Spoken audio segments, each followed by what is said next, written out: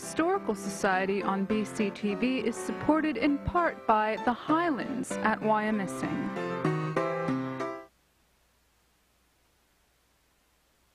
Hello and welcome to the monthly program of the Historical Society of Berks County. I'm your host, George M. Miser IX, President of the Historical Society and publisher of the Historical Review of Berks County, the Society's quarterly magazine in print since October of 1935. Not incidentally, most back issues of the review are available from the late 1930s to the present time. It should be noted that this program is telecast live on the first Wednesday of each month at 7. It repeats Friday at 10, Saturday at 6, and Sunday morning at 9 a.m. Welcome all to our December 3rd, 2008 program, the last one for this year. Seated beside me is my co-host for today, Joshua Blay, Society Curator and Associate Director. Hello, George. Good evening. Beside him is Sime B. Bertlett, the Society's Executive Director. Good evening, George. Gloria Jean is away on assignment. Our museum, library, and gift shop are open Tuesday through Saturday, 9 a.m. to 4 p.m. The shop is stocked with a number of wonderful holiday gift ideas, from a number of books on local history to a wonderful selection of well-known pottery, including pieces made by Lester Breiniger. Remember, the Historical Society's gift shop has the largest inventory to be found locally of Reading and Berks County histories, both new and pre-owned. We remind viewers that for $40 a year, you could be one of us, a member of the Historical Society of Berks County. Membership in the Society includes our prize-winning quarterly magazine, the Historical Review of Berks County. Membership includes unlimited use of the museum and library. Incidentally, family memberships, all living in the same house, are only $50 a year. And while we're on the subject of memberships, we remind you at home that Berks Community Television, BC-TV, now observing its 31st anniversary, is a survivor in a tough venue and a unique entity in that it's interactive. You are encouraged at home to call in with questions and comments. Yes, and our phone number is 378-0426. Why not salute BC-TV for all the great shows it provides to Reading and Berks, and send a check for $30 for a year's membership.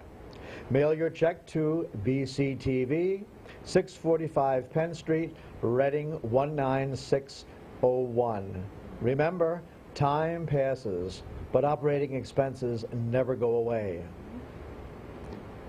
Well, I'd like to say one thing, and it's that time of year again, which we are all very happy, and I know the audience is as well, that the Passing Scene, the latest volume in the Passing Scene, is soon to be released. And this year it's Passing Scene Volume 16. Passing 16 is going to be available for sale and distribution for those of you who have placed pre-orders this coming Saturday, December 6th, from 12 noon to 4 p.m. It's a little bit later this year than we had anticipated because we have a first Saturday program in the morning, which I will talk about a little bit later. But again, it's going to be this Saturday from noon to 4 p.m. and then we're going to repeat on Sunday, December 7th, again from noon to 4 p.m.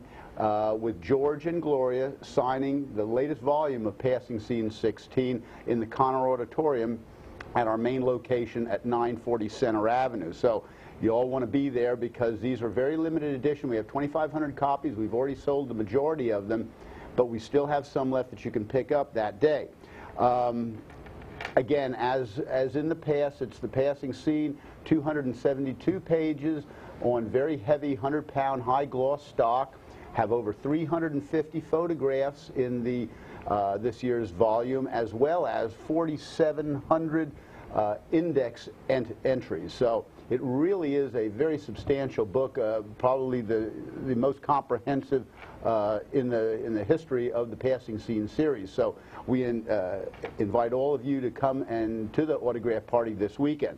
Now, if you can't make it this weekend, the autograph party will be repeated on Saturday, December 13th, and that day the autograph party will be from 9 a.m. in the morning until 12 noon. We break for lunch for an hour, and then George and Gloria come back and sign again from 1 p.m. to 4 p.m. So you can get your volume on that date too. So we look forward to all of you coming. as in the past, while printing costs have increased, we've held the price on the historic Passing Scene Volume 16 to $45, and that's tax included. So you need to see you at the Historical Society this coming weekend, the 6th and 7th, or if you can't make it on one of those 2 days, stop back by on December 13th. We encourage those of you at home, if you have any interest in purchasing Volume 16, to act without delay. We only order a certain number of books. Once it sells out, that's it. There's only been a very few instances where we've reprinted books, and some books will go for a very high price. I think was it Volume 7, George, that went on eBay for almost $200? $282.25. Almost $300 for a volume of the Passing Scene. So if you want one, it's a very good idea. If you want one, get one very soon. Yeah, now's a bad time to put your money in stocks and bonds. We recommend Passing Scene. Certainly. and we have a lot of people that collect the whole series. We even have new people, even born long after Volume 1 was printed. They'll get back into the series and they'll come in and just try to find old volumes, and it's really hard to because there's only a certain number printed. One thing about 16 that makes it so unique, it's the only one that contains all the names and incidents that includes absolutely every town, village, and hamlet in the county. And of course, there's also a section devoted to Reading of yesteryear. Well, let's get back. I mentioned earlier about the first Saturday program this coming December 6th. And we're very fortunate. The Historical Society, if you're not familiar, has for the last few months has been celebrating the 175th anniversary of the Reading Railroad. And in conjunction with that, our guest speaker this weekend is going to be Rudy Husband, and he is the Director of Public Relations and Community Media Communications for the Norfolk Southern Corporation in the Northeast and the Midwest. And Mr. Husband has a wealth of railroad experience. Prior to him going to the Norfolk Southern Corporation, he started as media communications for Conrail. So he goes back a long way in the railroad industry, and he also serves on the board of directors for the Railroaders Memorial Museum in Altoona, Pennsylvania. And Mr. Husband is going to be at the Historical Society again this Saturday, December 6th. His lecture will start at 10 o'clock. It will go approximately 45 to 50 minutes when we will then thereafter we'll have a question and answer period. It should be a very good lecture. He's going to be talking on railroading in Reading, past and present, and will give us some insights on the railroading industry and just how important Berks County and the Reading area are to modern-day freight transportation here in the United States. So it's going to be a really good program, and you also, if you haven't seen the railroad exhibit, it'd be a good opportunity to get by for that as well. And then let's make it a threesome, and you can take in buy your copies of the Passing Scene, have George and Gloria autograph them in the Connor Auditorium, so you can do some of your Christmas shopping maybe a little bit early. Stop by our gift shop too. We have many wonderful gift items for the holidays. Okay, I think we're going to go at this point to the graphics camera to see, I think I've brought 3 pictures. Now, that says the William Penn Supermarket and Shopping Center. It's a little dark. The William Penn Supermarket and Shopping Center. Now, it doesn't show too well on the screen. This picture, by the way, was not restored. That is not the way most of my pictures look. But on the left-hand side, there are 3 automobiles, and the one looks like a 37 Chevy.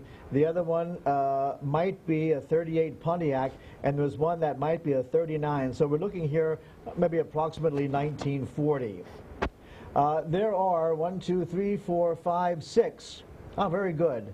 The Penn Supermarket. You know, I didn't realize that they were using that supermarket and shopping center in the 1930s. That sort of surprised me when I saw that. This picture was lent to me by a good friend, a trustee at the Historical Society, Ben Bernhardt, and he wanted to know where this was. I've seen this picture before, but I haven't the slightest idea where that is. I don't think it's in the city of Reading. And when you look at this picture close up, it looks to me as though they've torn something down. as though they've torn something down in the front, because there's small bits of rubble in the foreground of this picture. Yeah. Someone said that that might have been like a hanger. Looks like it, but the only difference is you have the sliding, and that might be, they have the sliding doors, which would normally... But you know, if you compare that to the size of those automobiles, they'd have had to remove the wings, I think, maybe I'm not sure, move them sideways. What's that, from the doors? Yeah. No, the doors would telescope or collapse out. Those two center doors would collapse into the ones next to them, then they'd collapse and keep going. So you could open that whole front. Oh, that's a whole other thing. Are we for sure that this is in Berks? It was part of a collection that came from the Reading Transit Authority, so that it was with Reading trolley stuff. I was going to say, I'm sure it's not the city of Reading. I'm sure it isn't, but I have a funny feeling it might have been Muhlenberg Township somewhere. We're hoping. I was going to say, it sort of looks like a car barn, but the building... Exactly, it does look like a car barn. Yeah, but the roof looks more like a hangar, like Simon said. That's really strange. But you know what? I never thought about those doors telescoping left and right. Is it possible to get a close-up view of the doors, perhaps? I never thought about that. Hopefully someone watching, the strong feeling is that it's local, but I'm going to guess that of all places that come to mind, Muhlenberg Township would be #1 in my mind. I don't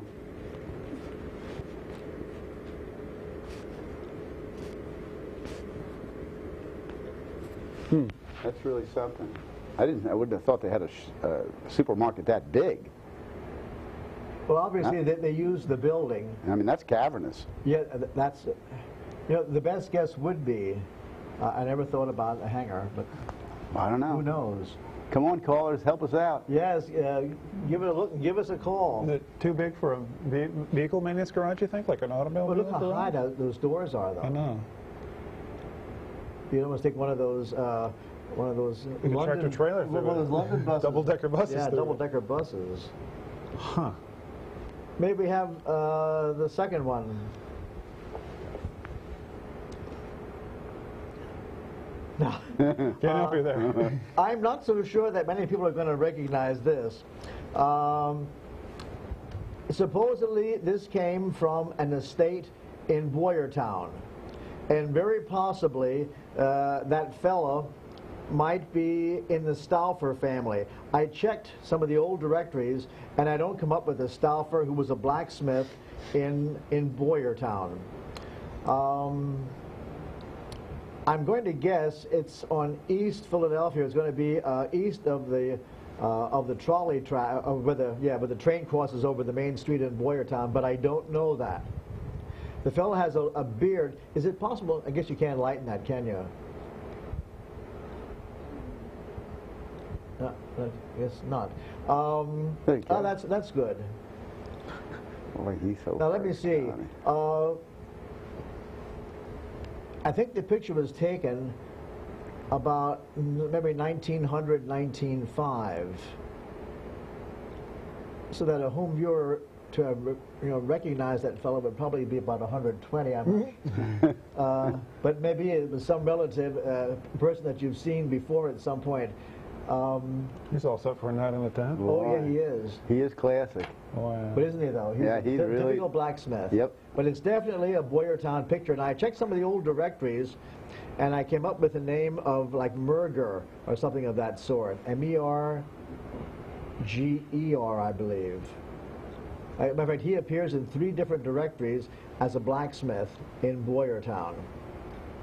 I'm sure that building is long gone, although we don't know that. Let's go to the third mystery. This is too much of a mystery. Let's go to the third one. I'm sort of hoping for that William Penn supermarket.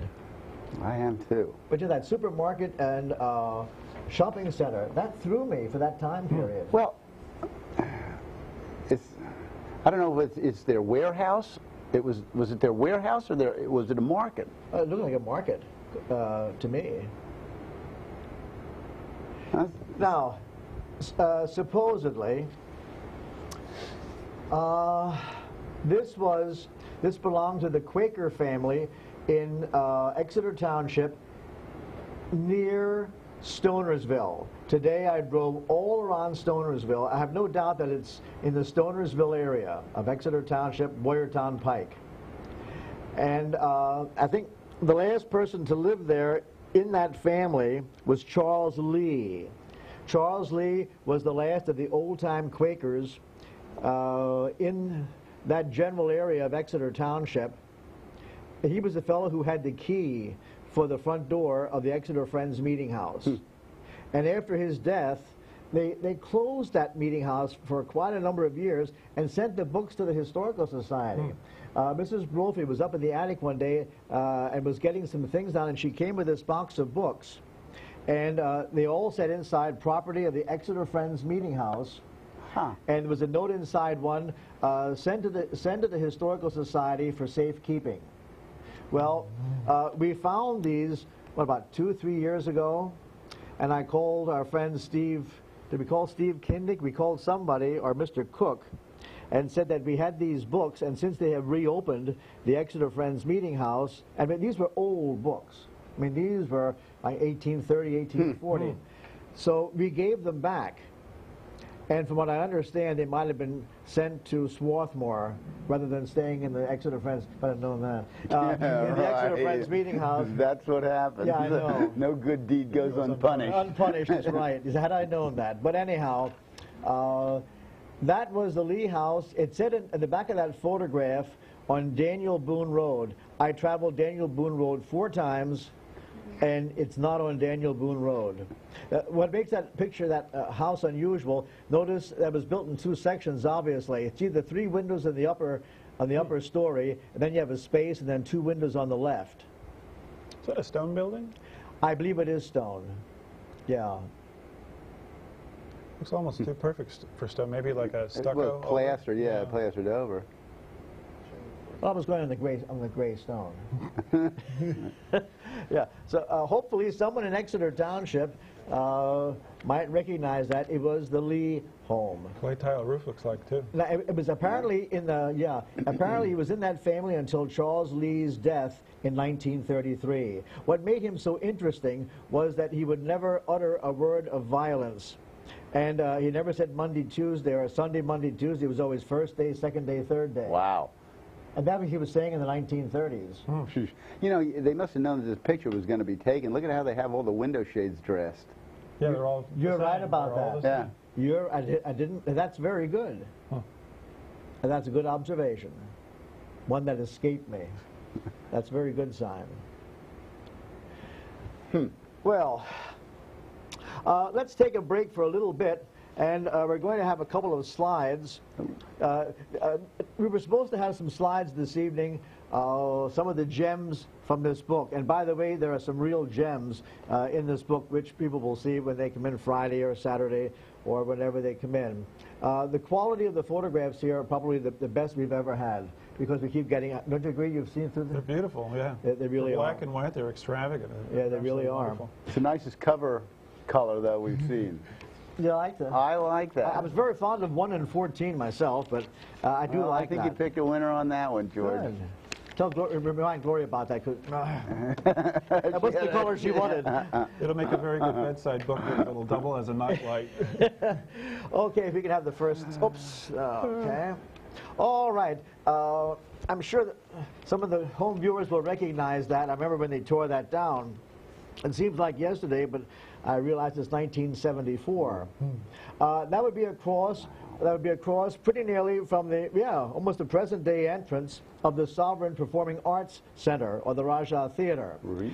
St. Paul's UCC Church, formerly, sits on the right-hand side, and on the left-hand side they tore those houses down to make way for the new part of the homeopathic hospital or community general hospital, or now I guess an adjunct, whatever, of St. Joe's. But that was the original homeopathic hospital. Love the porch. Yeah, look at the porch. Beautiful. And the gas lamp. They used to say across the front, homeopathic hospital, but I guess you can't read that. They're in that black portion. I think it had like gold lettering. at one time. Is that a mural? What? Or colorized, the photograph. It looks somewhat colorized, the leaves on the tree. Really? Is it based on a postcard, maybe? Yeah, but, yeah. Yeah, very possible. This is a very, very old slide. It probably great. was more vibrant 40 years ago. Homeopathic Hospital, torn down to make way. See, what did they put there?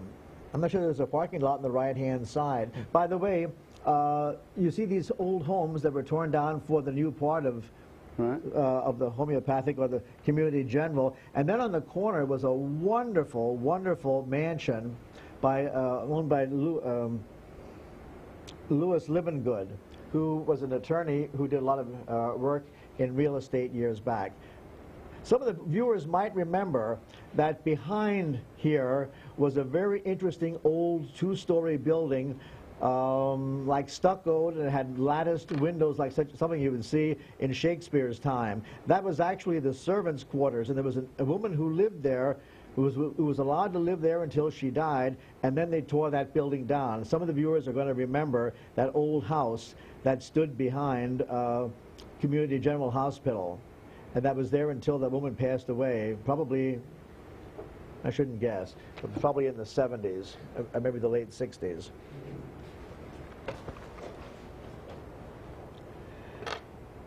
Okay, here we have St. Joe's, the original portion. You know, it took almost 10 years until they finished that, the original section here on the left-hand side.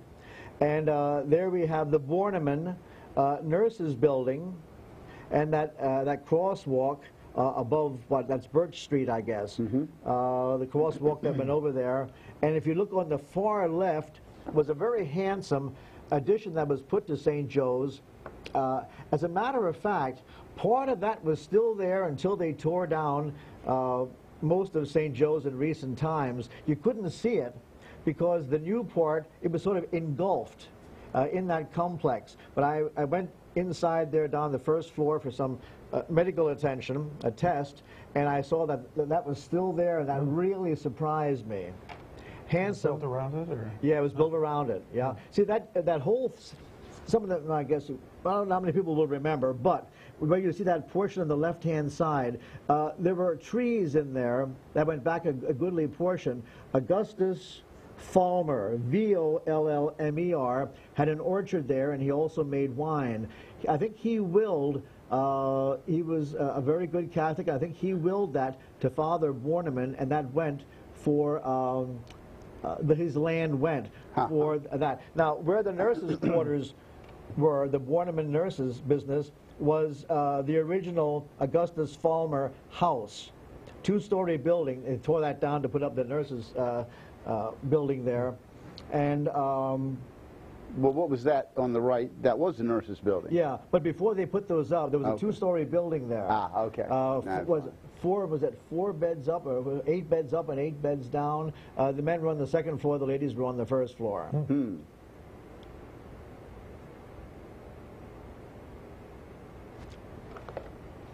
Father Borneman did it, Monsignor Borneman, excuse me, did wonderful, wonderful things for charity in Berks County. He was an extraordinary man. Interesting how the only thing left is the original facade of the original building. Yeah, right? that's it. Yeah. Well, a portion of the, but that building you saw on the left is still standing there also. That's right, it is.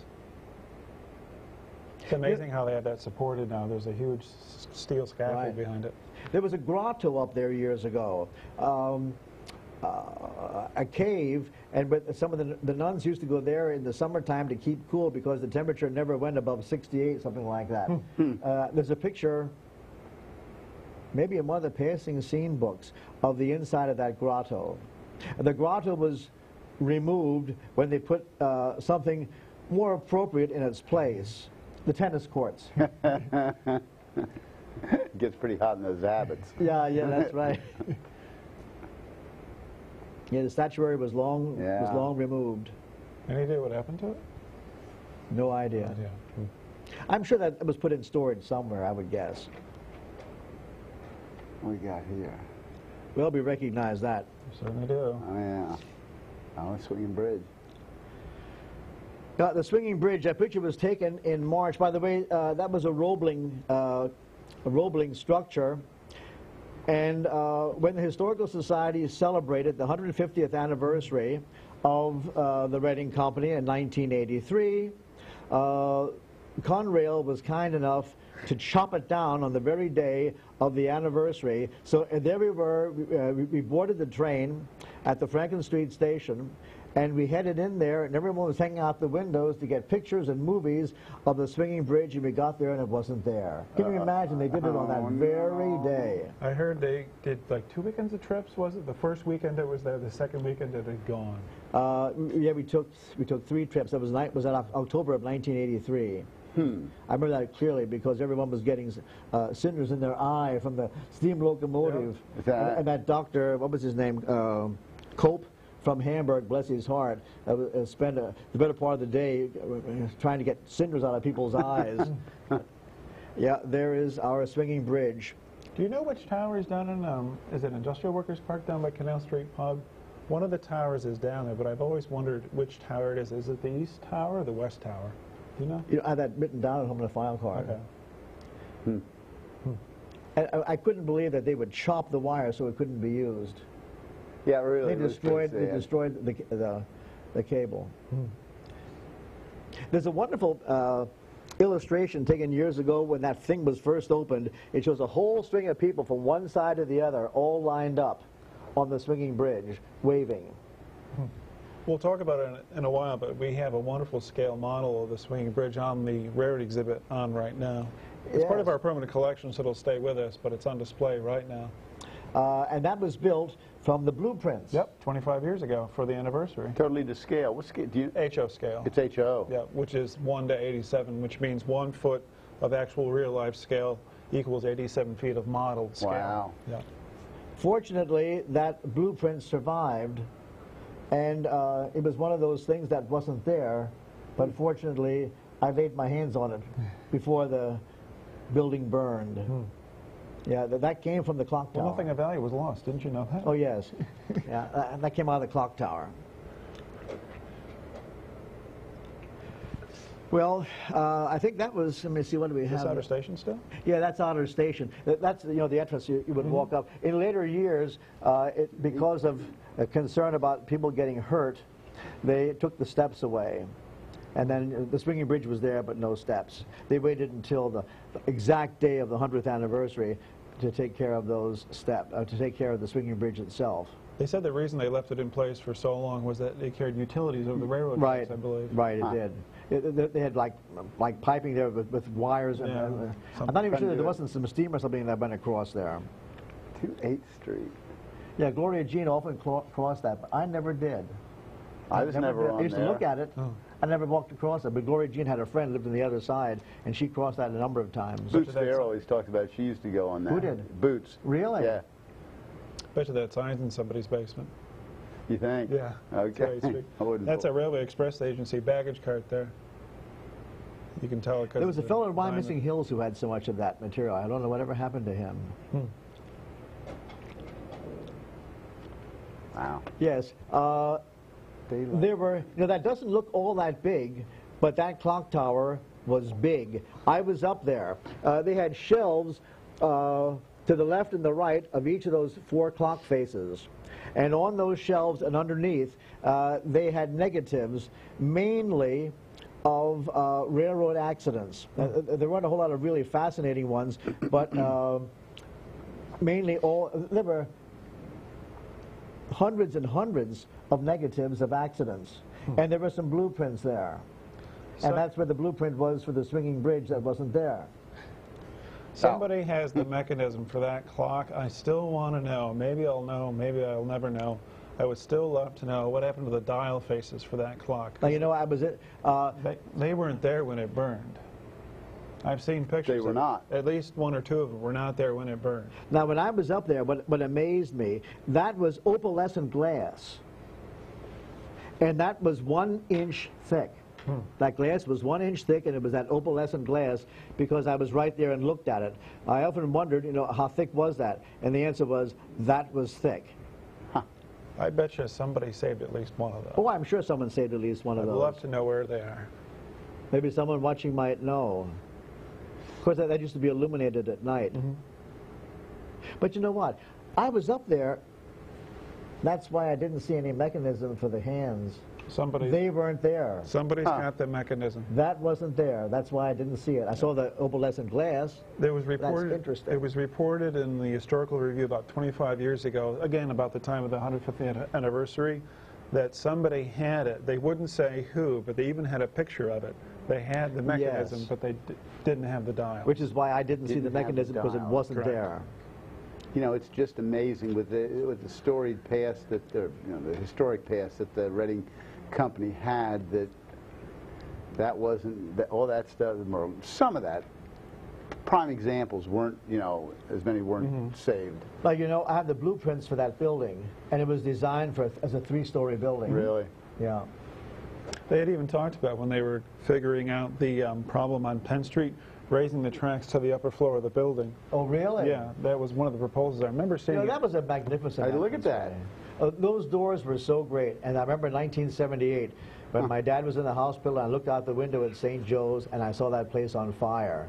And those were solid doors, too. Those were really solid. I think somebody has a pair of the doors. Really? Yeah, we have a shutter, and on the display right now, it's loaned to us from the Reading Company Technical Historical Society, I believe. Okay. Those were massive doors. But look how nicely that was kept in the 60s. Yeah, sure. That was 1961. I think it was. Just that trim work. But those doors were massive. There's a whole series of stereopticon pictures when that was opened. I think there were like 11 or 12. We have most of them, I think, at the Historical Society. I think Ben has some, too. Yeah. Well, I have some, too, at home. But I know that we have... What do they say in the door? It's like lettering of... It's hard to see. Maybe the street number, maybe? I don't know. That says telephone. Yeah, I believe one of those windows we have, you can sort of see on the left-hand side, definitely see it on the right-hand side. We have one of those doors that closed the offices when it wasn't open. Oh, really? Yep, it's on display right now in the rarity exhibit. Someone lent it to us. Yep. There's a neat picture of Harry Truman walking by there looking at those. Because when he came, the one time he walked by there. We have the telegraph office signs, too. They're owned by the Railroad Museum of Pennsylvania down in Strasburg. They're loaned to us as well. Neat pictures. I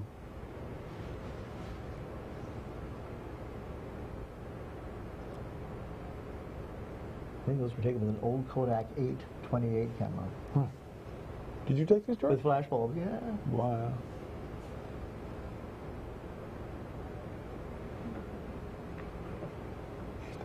You know the day? You know the time for sure. Another time, right. Huh. I had some of those duplicated. Because I think some of them were ectochromes, and I was concerned about having them fade. Huh.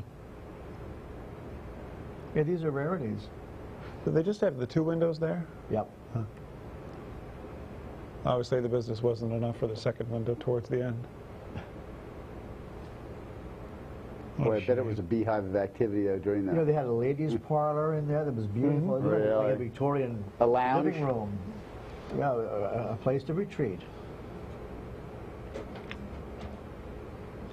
There you go. The Strand Theater. That's where I met Gloria Jean, first time. The Strand Theater at 9th and Spring. Yep. That theater was built for legitimate. That started out as a silent. I think it was opened in 21. I think it was opened as a silent movie theater. And when that opened, there was another theater on the other side of the street, 1 block up in the corner at 10th, that called the Gem. And that closed when the Strand opened because it was such a beautiful structure. And you can see in the back they had apparatus there for raising and lowering backdrops. I mean, they had legitimate theater there at one time. Some very famous people came to sing there during the days of the Hague concerts. Air conditioned. Reading Fair Girls 7 and 9? Oh, yes. Is this during the Reading Fair then? Well, they would have like the trials, getting ready for to pick Miss Reading Fair. Cool. See, cool. Oh, yes. And they had those like purple lights, and everyone used to walk. Yeah. And everyone used to walk by smiling, and people see their teeth luminesce. Oh, they had black lights. Yeah. No kidding. I remember the first movie I saw, they had a double feature, James Bond, Dr. No, and From Russia with Love. Really? Yeah, when Goldfinger was released, that was so popular that they re-released the other two, and they had them in there. Goldfinger was the third one, wasn't it? Goldfinger was the third one, yeah. Huh. And they released the first two. Re-released the first two as a double feature. Yeah, No the double kidding. feature's great. Huh. And boy, the popcorn was good there, too. That was a big theater. That was a big theater. That was big. And I always remember they had the Strand Smoke Shop. I don't think they have that right next door. Yeah, right next door. And then they had a place where they used to sell novelties. Wasn't that was Strand Smoke Shop, I thought. I guess that was where they had, they have things in the window that were different. Putting it mildly. That was a hand. Well, you know, you realize the reason for those black lights. No. They had a fiber in the carpet that ran down through that used to luminesce originally, and then you could walk down the aisle and follow the fiber. Is that right? I didn't know that. I think there were a couple of theaters that actually had that. Huh. I wasn't aware of that. Yep, that was the reason for those lights. But if a person wore a nice white shirt, like a dress shirt. Oh yeah. Oh boy. Oh, yeah, sure. That and a big smile really did it. All right. Wow. Oh, George Haller, he had the Reading Fair Band. He was the conductor of the Reading Fair Band. I wonder whatever happened to that. That sign's not still there. No. No. When the Shrine sold the building, almost all of that shrine material, the ornamentation, was taken away. I wonder where it went. Well, now, they do have a new building out in near Lake Onalawney, and I don't know how much is there or how much was stored. You know, you realize that they wanted to tear that building down to put a parking lot for the Community General Hospital. Wouldn't that have been great? So the Community General Hospital closed, and that would have been the end of the Raja Theater for a parking lot that wasn't used. Yeah. That's incredible. I'd love to have that sign for the Historical Society. That is beautiful. Yes, it is.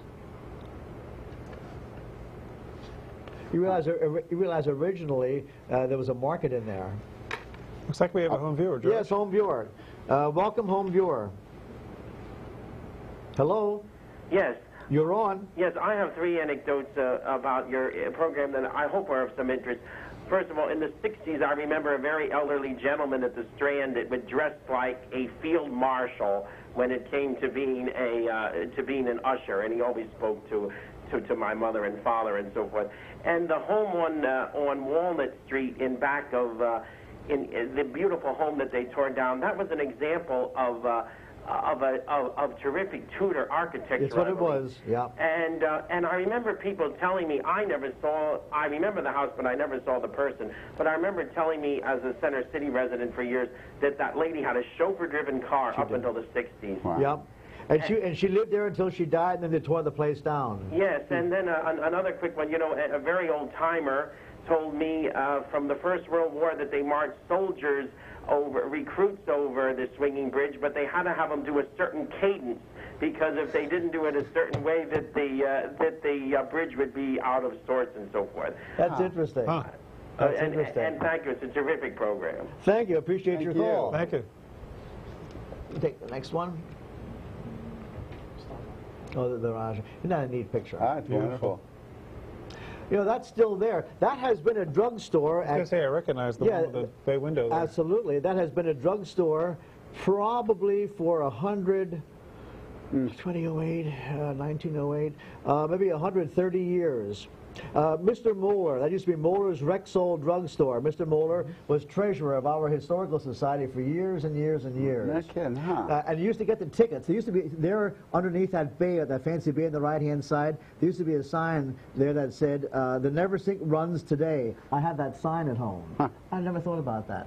I had that sign, the Neversink runs today, Huh. and they would put it out there. You would buy tickets for the Neversink Railroad.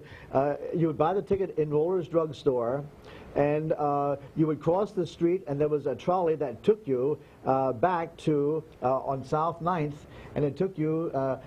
That's right, because that's where it officially started, right? Yeah, there. it officially South Ninth started Street, there. Yeah. And the person who owns that certainly has has it painted very nicely right now. I'm trying to think whose name is on that. That is, the building has a name, and it escapes me for the moment what that name is.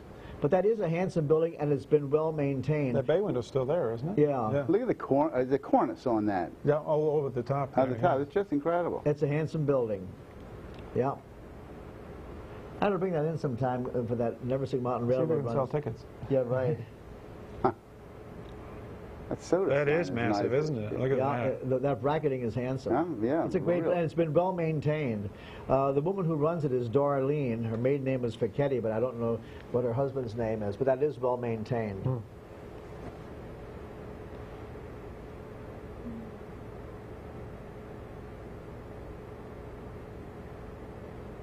Moeller's Drugstore for years and years and years. 9th and Penn.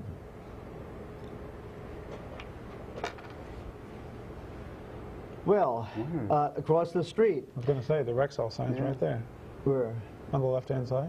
Yeah, Rexall. Rexall Drugs. Yep. Oh, yeah. Okay. I rest my case. That building across there it is. Good. Yeah, Mr. Moeller's Rexall Drugstore. He used to have cards with his name on Rexall Drugs.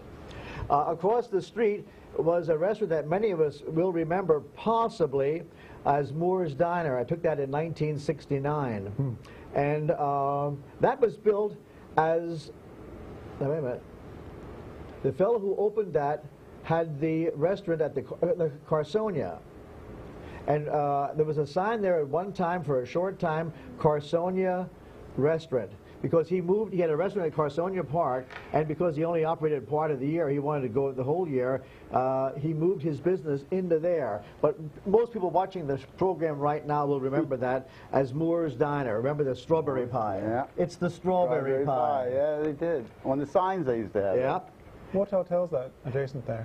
That was an enormous building. That was the largest building on Penn Street, one of the largest buildings in the city of Reading. Penn Hotel? Yeah, that was the Penn. What does it say? Yeah, it looks like the Penn Hotel. Yeah, that's in one of the Passing Scene books.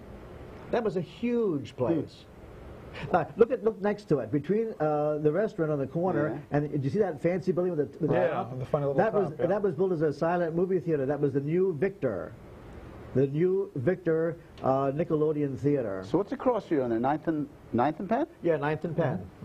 You're looking at the southwest corner. Yeah, southwest. Yeah. And so the Park Theater was right across the street. Park Theater was to our back.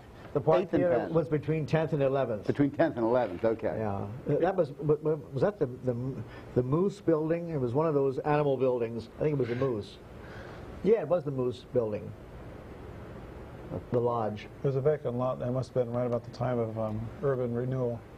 Well, that's why I took these pictures, because there was a death knell for all of this stuff. I recognize the fingers, George.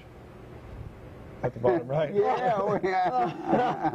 By your sins you shall be known. By the way, there was there a little Acme? Can you read? There was a little Acme in that building next to the hotel for a short time, and then there was a sewing machine place, and then they sold paint in there at one time. Sherman-Williams paints. Is that what it says? Yeah, Sherman-Williams. Really get in. What is that building? But look at that neat building next door. That was the new Victor Theater. Yeah, it does say Yoakum. It says Yoakum. To the left. Yeah, it later became a smoke shop. Oh. Now that Sherman-Williams building was an old building. It does look it. It was very old. It's only like 2 stories. Yeah. Of course, there were a lot of very old buildings on Penn Street, but they all had ceramic facades, and they did all kinds of things. They masked them, and you really had no idea. If you went to the courthouse years ago and you looked down on Penn Street, you realized how old some of those buildings were behind all the modern, like the Crystal Restaurant. That was like 3 or 4 ancient buildings. Really? Oh yeah, yeah, they were old. It's always amazing. Like you can tell with that really old building next to the hotel, It looks like an old building, but the first floor on the street side is chopped and up you know and what? on. And people would drive down the street and all they would see would be the sign. Yeah. They never looked above to see what. That's right. You know what? I think we have. Let me just see what. Thank you, Urban Renewal. Okay, we'll take a little break and go back to our what we had planned originally. But you know what? I had forgotten how good these were. I have not shown these They're really nice. for about 30 years. Is that It's been a right? while. Oh yeah, it's been a while. Anyhow, let's see, Joshua, I believe it's your turn. Okay, we got some show and tell here. We'll start from the top and work on down. But before we get to that, though, as I mentioned earlier, our rarity exhibit in our first Saturday program, Mr. Rudy Husband for the Norfolk Southern Corporation. I just reminded myself 3 days ago, a year ago, was our opening for the beer and pretzel exhibit, if you can imagine that. Unbelievable. And unfortunately, the closing time for the rarity exhibit is coming up. The rarity exhibit is going to be closing on Saturday, January 10th at 4 o'clock, and we do have people that come in the last half hour, believe it or not. Do, yeah. George can vouch for that. So please get in and come see it. We plan to have a TV show in January, but please come in and see it. Now, the Society will be closed in observance of Christmas on December 25th, 26th, and 27th, and also for New Year's Day, January 1st. So you still have a number of days to come in and see this exhibit. The only thing besides the few society objects in there that will remain will be the Franklin Institute locomotive model, the one that used to be at the Franklin Street station. So that will be taken out at 4 o'clock. No, that's going to be staying for much longer than the other items in the exhibit. But we had more than 50 different lenders contribute to the exhibit, and this is the last time it's going to be together. So I do encourage you to get in if you want to see this exhibit either for the first time or see it again. Every time you look, there's a friend of mine used to say, the more you look, the more you see. Yeah. That's a great exhibit. So please come in and see it. And also, we have a wonderful stocking stuffer, sort of a keepsake of the exhibit. It's only going to be $1 starting this weekend. It's got some wonderful history on the Reading Road and also some photographs. I'll see if I can show you a couple of photographs here. There we go. We mentioned the swinging bridge earlier on the left-hand side there. You can barely see the swinging bridge. So we've got some wonderful photographs, and it makes a wonderful stocking stuffer to take home, whether you're interested in trains or local history. Some wonderful photographs. So come in and have a look. And also, that's Franklin Street Station right there. Some beautiful photographs taken by a local photographer. Let's have a look and see what's on the table here. I've been looking for this object for a long time. We first started collecting objects in 1898. We were founded in 1869, which is actually 140 years ago this coming year. And this is object, it's classified as object number 1. It's not the first object we ever accepted into the collection, but it's object number 1. I've been looking for this for a long time. I'll even show you the object number. They were very careful how they numbered it on the bottom. And it does say number 1 on the bottom.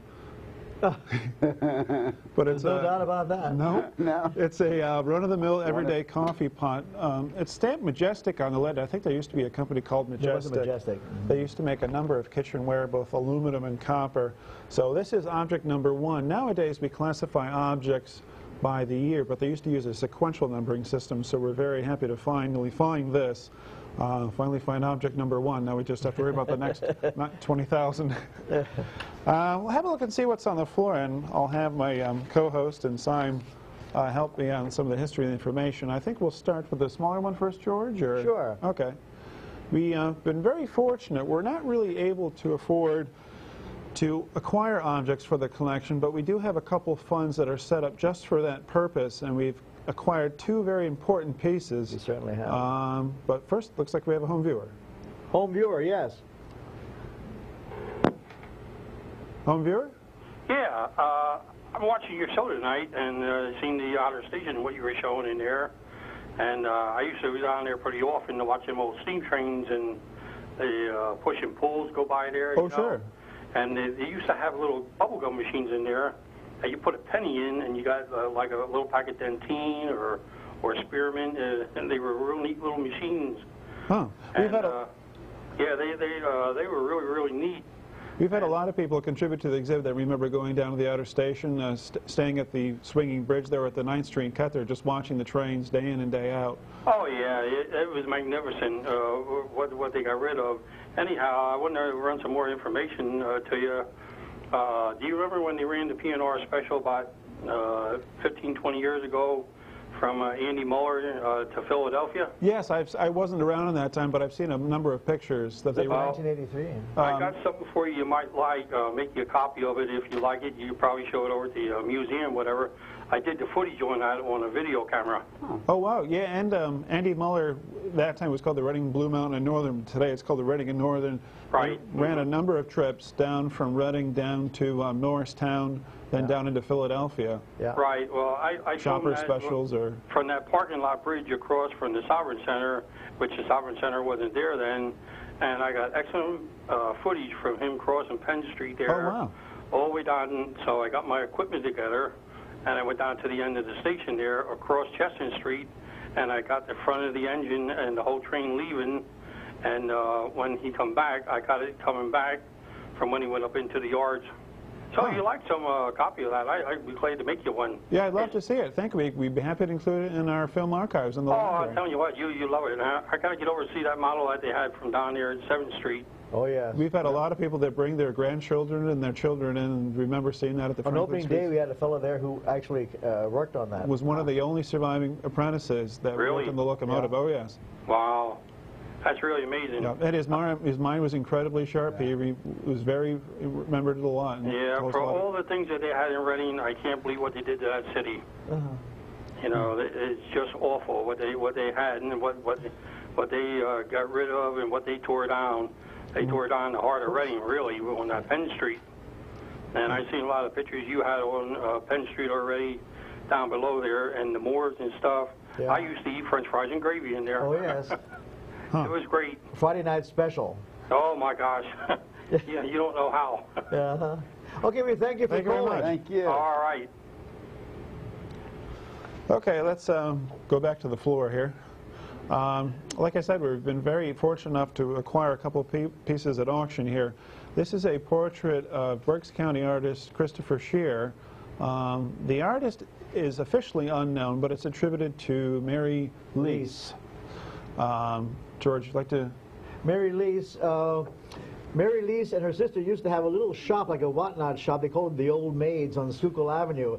I believe it was in let's see, 6, 7, in the 500 block. And then she went out to Tuckerton to live with Christopher Scherer.